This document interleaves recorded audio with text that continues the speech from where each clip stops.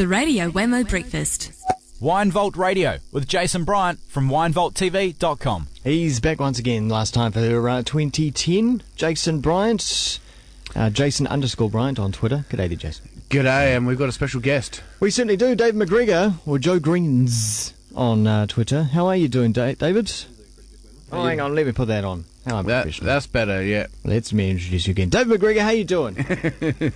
Much better now that you can hear me. Co-founder of Ideologue magazine. That was a few years ago. What are you doing these days? Oh, these days I make those commercials that everybody hates. You know, things like Family Health Diary and eating. I know. That's the day job. That's the day job. I didn't know that. So you're the mastermind behind them? Of sorts. Yeah. Yeah. So that's a conversation killer. Moving right along. My favourite ads on TV. We're not supposed to be that passionate, are we? Oh no, we're not. No. We got into a conversation the other night, David, didn't we? I'd just come back from the Gorillas. I did see a bit of that. Great gig at Victor Arena in Auckland, and it was there. He announced. Isn't that an oxymoron? Damon Albarn. Yeah, great gig at Victor Arena. The two just don't go hand in hand to me. No. I've been to quite a few there recently, and they've been most excellent. Really, I just don't like the sound. I don't like the seating positions. No, they've got that right now. The sound's pretty good. There was a little bit washy for the Gorillas, but I just think because they were really loud. High School Musical on Ice was fantastic. Do you know, you've hit the nail on the head. It's an ice rink or an NBA court, right? It's not. That is a sports arena, eh? Yeah, it's not a music venue. Right, when you go to Wembley's, it's all we got, not man. Stadium, arena, and you play kind of in the Heineken Cup in the ice hockey, kind of like it's exactly like that, and that's what it should be. It should be an ice rink.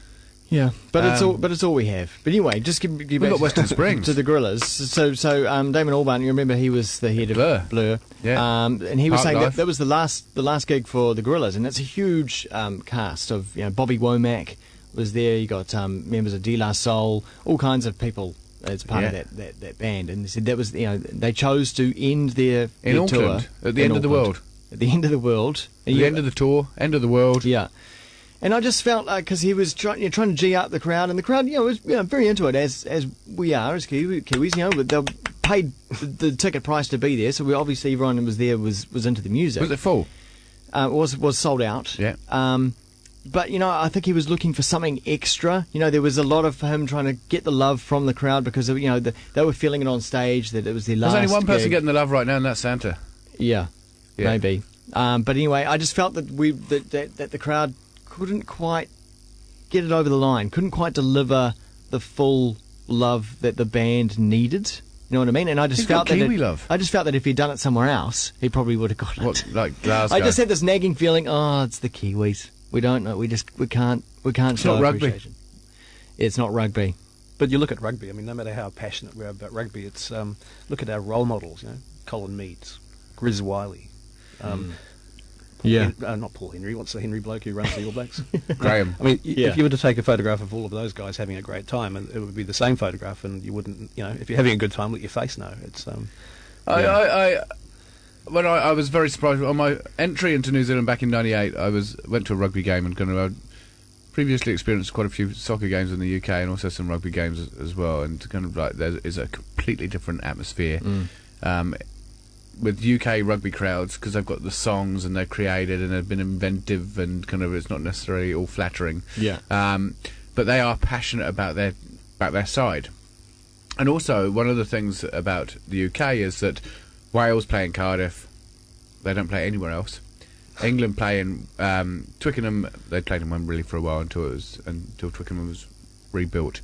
And so they've got their home ground, and it cements all the people around it, and you've got all the corporates go around it, and they're there to see England, and that's it. And I think when you go to Auckland and you see the All Blacks, or Wellington less so, but kind of Canterbury and Auckland where I've seen the All Blacks, it's really quite dull. But if that's the case, but where do we have passion? If we had passion anywhere, it's in sport. But now you're saying not even there. I think we're inhibited slightly, or we're apathetic. Until we've had a few until we've had a drinks. few, and then Although to be fair, I think the rugby sevens in Wellington have an atmosphere that's quite different. I mean, you've got a lot of people coming in from overseas for that as well.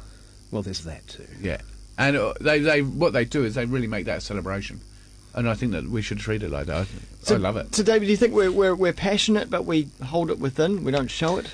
Well, you think about how the average Kiwi bloke greets a mate on the street. You know, it's a nod of the head and a lift of the eyebrows, and that's about it. You know, it's like it's hardly the Italian sort of kiss them on both cheeks. No. And, you know, and I think probably it comes from. I have to confess, I'm Scottish in origin, and so I'm pretty Hard. dur at the best of Yeah. times.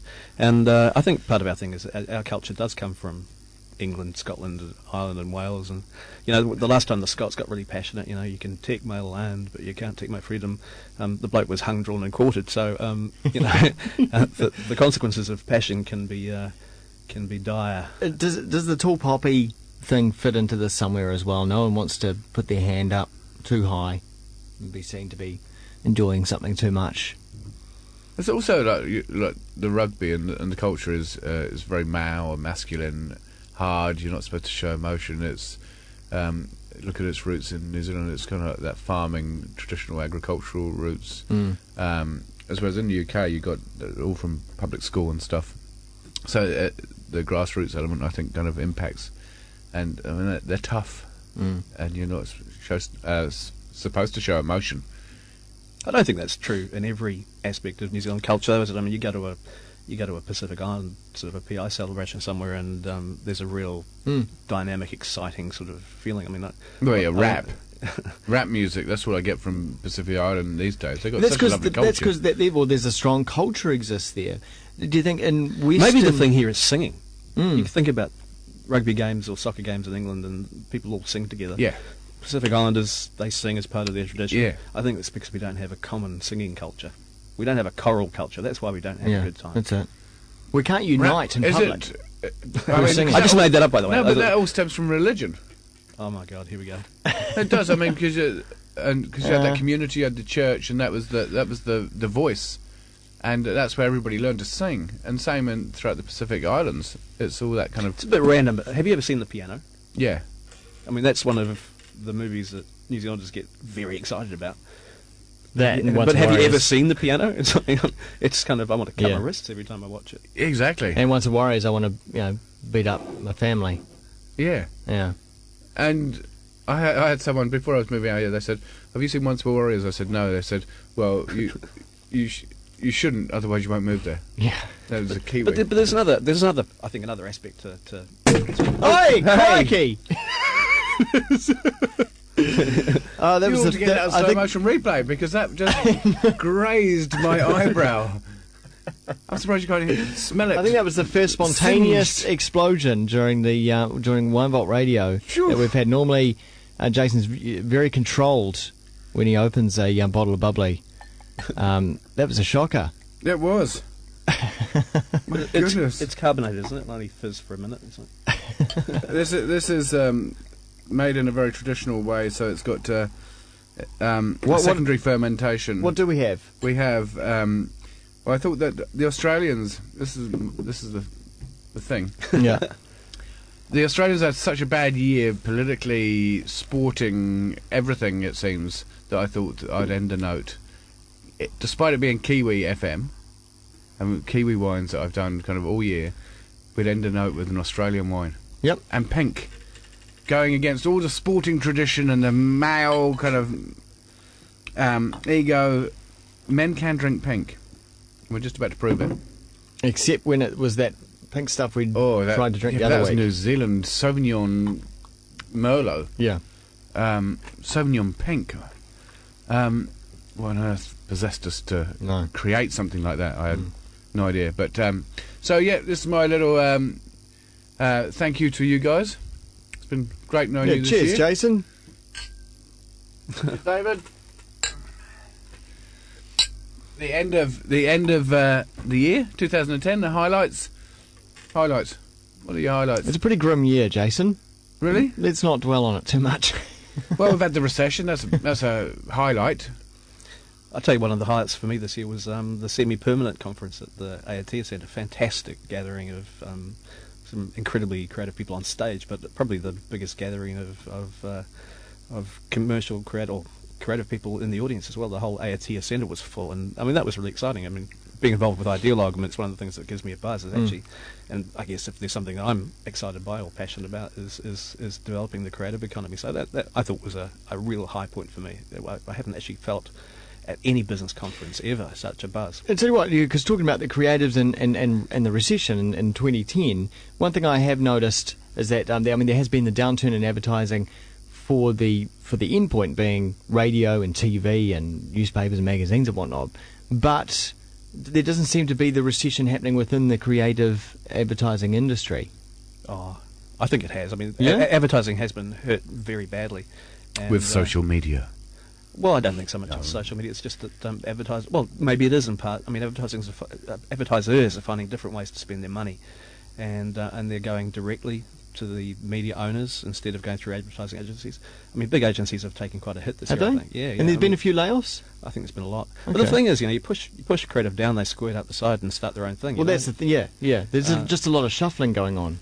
Yeah, and I guess that's the other thing is that when you and I've written about this in Ideologue, it's like when you squeeze people out, they have to do something. So they actually set themselves up and then compete with their former bosses. So it's just part of the evolution of the business, I guess. Jason, tasting notes. Do we want any? Because I've got a tasting wheel that was obviously left over from the beer review last night here in the studio. I've got some of those. They were made by someone in UC Davis in America. The aroma wheel and tasting wheel. Hooray! Jesus, getting out of hand here. Whoa! Almost Who's passionless here? Let's throwing it everywhere. a full spill in the studio. No, that's right. Avoided all the electronics. Now, one of the things I do notice on this, it's got a hay-like character on the nose. So you got the strawberries and the cream, and you got the hay character. What does hay smell like? You come from a rural agricultural country, and you know Dry know grass. What hay smells like, David? A farm. I was thinking more like silage or mulch or something like that. Can you get there's a hint of strawberries and cream and a bit of mint in that, and then I get the hay character.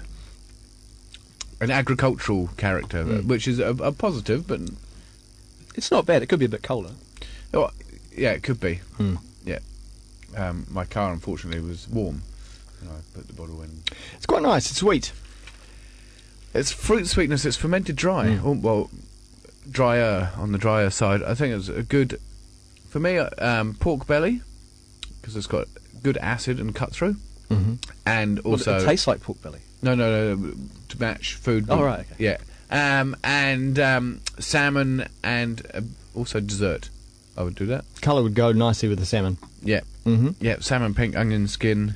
It's not overly extracted. Everybody It's can not see. too pink, is it? No. I mean, it's a male pink. Well, I think that Not Barbie. I think that does wrap this particular section, the wine tasting section, from Wine Vault Radio. But we'll be back very soon to do the draw for the WOMAD double pass and campsite. If you've got yourself in the draw for that, then stand by. We'll be back very, very shortly.